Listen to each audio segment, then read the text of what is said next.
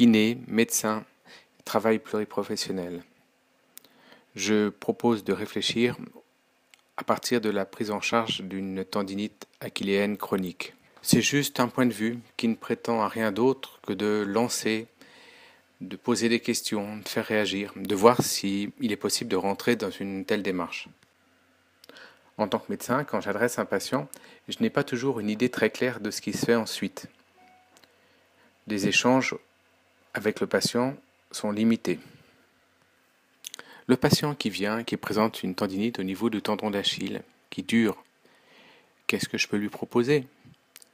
Les anti-inflammatoires, peu utiles, peu efficaces dans mon expérience. Le kiné, peut-il lui proposer une prise en charge plus utile? Il existe une grande diversité de possibilités de prise en charge d'une tendinite du tendon d'Achille par le kiné. Cette grande diversité cache-t-elle une inefficacité de l'ensemble des méthodes? Donc en pratique, si j'adresse le patient au kiné, c'est plutôt par défaut, mollement, pas convaincu, et donc probablement pas très convaincant pour le patient. Juin 2014, un article de la revue Prescrire, dans la rubrique Repères, développe des exercices d'étirement quotidien du mollet font mieux que l'évolution naturelle pour soulager les douleurs des patients atteints de tendinopathie achilléenne chronique. Donc, ça veut dire qu'en pratique, on a quelque chose à proposer aux patients, quelque chose d'utile. Comme d'habitude, la revue Prescrire donne des éléments de preuve. Dans le cas de cette revue, on sait que leur fiabilité a été vérifiée.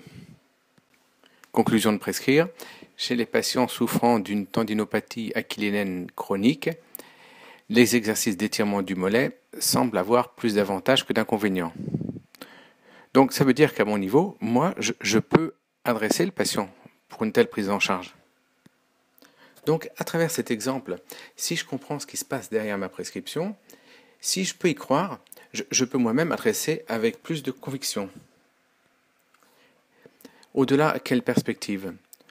Au hasard, un peu au hasard, quelques sujets autour desquels nous pourrions réfléchir ensemble sur les exercices de musculation chez les lombalgiques, l'enseignement du gymnastique d'entretien à pratiquer à domicile, la prise en charge de l'épaule autour de 2-3 situations, l'épaule douloureuse, l'épaule enraidie, etc., etc. En conclusion de cette petite présentation, on voit un petit peu quelle forme peut prendre le travail pluriprofessionnel médecin-kiné. La seule question qui vaille, c'est est-ce qu'on en a envie? Est-ce qu'on y croit?